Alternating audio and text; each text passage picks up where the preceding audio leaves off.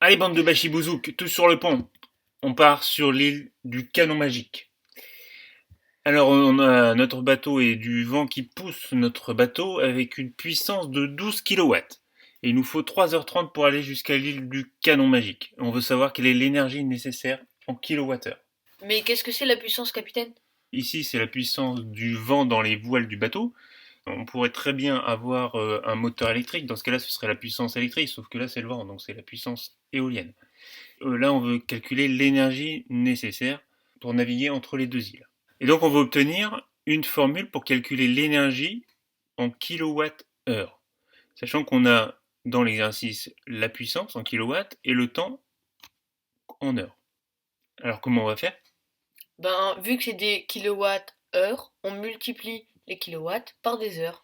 Oui, kilowattheure, ça veut dire en fait kilowatt multiplié par des heures. Donc, c'est la puissance multipliée par le temps. Mais capitaine, on peut pas tout de suite faire le calcul, parce que 3h30, c'est 3 heures et 30 minutes. On peut pas faire un calcul avec des heures et des minutes. Ah oui, exact. Il faut d'abord convertir les minutes en heures. Donc 30 minutes, c'est une demi-heure, c'est-à-dire 0,5 heures, donc 3,5 heures. Maintenant, on peut remplacer 12 kilowatts et 3,5 heures dans la formule, ce qui donne 12 kilowatts fois 3,5 heures, 12 fois 3,5, 42 kilowatts heure ou kilowattheure noté sans le point entre kilowatt et heure. Donc il va nous falloir quand même 42 kilowattheures pour naviguer entre les deux îles. Ça y est, on a trouvé notre canon magique. Et maintenant, il faut rentrer. Mais il n'y a plus de vent. Il faut ramer alors. Allez les gars, on y va.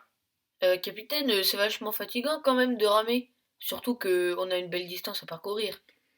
Oui, 42 kWh, c'est beaucoup. Il y a 10 pirates qui fournissent chacun 260 watts. On va mettre combien de temps alors? Ah, j'en sais rien, je connais pas la formule. Bah moi non plus, je connais pas la formule. On sait que l'énergie c'est la puissance fois le temps. C'était l'exercice d'avant. Donc si je veux isoler le temps, il faut que j'élimine la puissance du membre de droite, un peu comme dans une équation.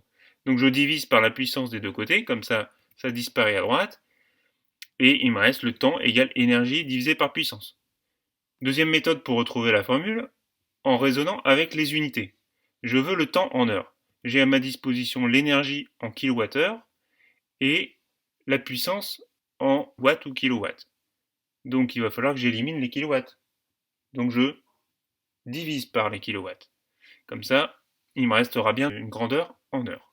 Il n'y a plus qu'à remplacer par les valeurs. L'énergie c'était 42 kWh, et la puissance des 10 pirates qui fournissent chacun 260 watts. 2600 watts. Voilà. Sauf que dans la formule, on veut avoir des kilowatts au numérateur et dénominateur. Donc il faut convertir 2600 watts en kilowatts. Ça, 2,6 kW. ok.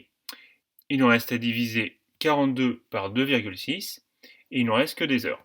Ça donne 16,15 heures. Et voilà. Non, ça va toujours pas, capitaine, parce que 16,15 heures. Vous savez combien ça fait, vous? Non, non, non, faudrait convertir en minutes alors. Encore? Bon, alors 16,15 heures, c'est 16 heures plus 0,15 heures. Faut convertir les 0,15 heures en minutes. Donc c'est une situation de proportionnalité en fait. Ah, Comment donc on je peut faire un produit en croix. produis en croix, première méthode, ou deuxième méthode, on multiplie par 60 pour passer de la première colonne à la deuxième colonne. Ça donne 0,15 fois 60. On fait le calcul, ça fait 9 minutes, donc 16 heures et 9 minutes. Les marins, ils vont pas ramer 16 heures et 9 minutes, capitaine, c'est beaucoup trop long et beaucoup trop fatigant. Bon, je vais trouver une solution. Je vais vous donner du cocktail des Caraïbes, ça va vous aider. Pour se donner du courage, pour ramer, les pirates ont besoin de boire 0,75 litres par kilomètre de cocktail des Caraïbes. Combien de litres faut-il alors pour parcourir les 22 kilomètres entre les deux îles pour retourner à notre île de départ? Bah, moi, tant que j'ai à boire, je m'en fiche, capitaine, hein, je connais pas la formule, hein. Oui, bah moi non plus je connais pas la formule, mais on peut peut-être la retrouver avec nos unités donc. Alors 0,75 litres par kilomètre. Ça se dit bien par kilomètre. Donc première méthode, c'est on met tout ça dans un tableau de Proportionnalité. 0,75 litres pour 1 kilomètre et nous on veut 22 kilomètres. On fait un produit en croix. Produit en croix. ou bien on multiplie la première ligne par la deuxième par 22. Bon là ça fait 22 fois 0,75 divisé par 1 km, ce qui donne 16,5 litres. Ben voilà, il faut 16,5 litres de cocktail des Caraïbes pour donner suffisamment à nos marins. Deuxième méthode, on raisonne avec les unités comme auparavant.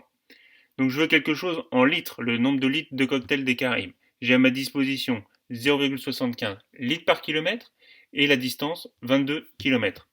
Si j'ai quelque chose en litres par kilomètre et que je veux avoir que des litres, il faut que j'élimine les kilomètres. Et donc il faut que je multiplie par des kilomètres pour que ça s'élimine.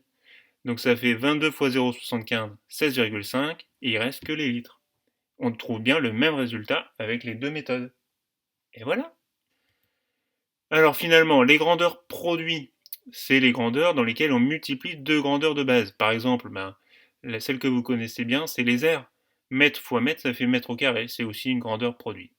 Le volume, c'est pareil, mais on en multiplie 3. Des mètres fois des mètres fois des mètres, 3 dimensions, ça fait des mètres cubes.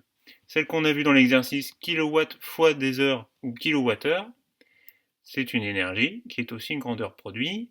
La quantité de transport, par exemple, pour du transport ferroviaire, tonnes kilomètres.